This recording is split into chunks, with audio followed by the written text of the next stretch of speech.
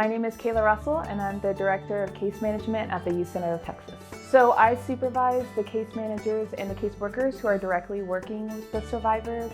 I also coordinate with the partner agencies to make sure that we're all communicating with each other and we're all on the same page as far as working with the survivors. And we're all certified to conduct the commercial sexual exploitation identification tool.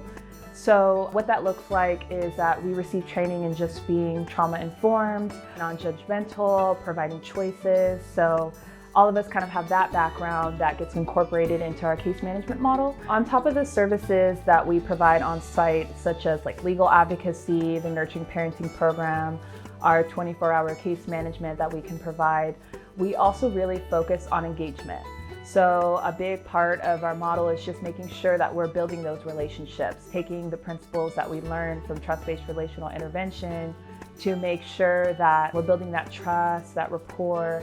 And the case management obviously will come and is important, but we want to make sure that we're on that level and we're working at their pace. So we really incorporate that as well as their stages of change. We really make sure that we look at where they're at and make that be a part of our service plans that we incorporate. So it's collaborative. We want to make sure that if they're in that action stage of change, that we're working with them on employment, housing, because they're ready for that. But if they're still in contemplation, we are really focused on small service plan tasks, such as helping them replace their documents and really making sure that they are engaging in stabilization and counseling services.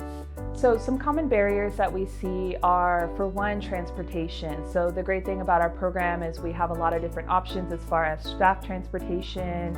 We have bus passes, we have Uber and Lyft transportation that we obviously utilize a lot with our survivors. Another barrier that we often see is housing, and unfortunately with the pandemic, housing has been very limited as far as how many beds are available, what programs have funding, and so we're hoping that as things are opening up that we can definitely help, and there'll be additional resources that are in the community, but we always do our best in assisting them with completing coordinated entry as soon as they get to our program.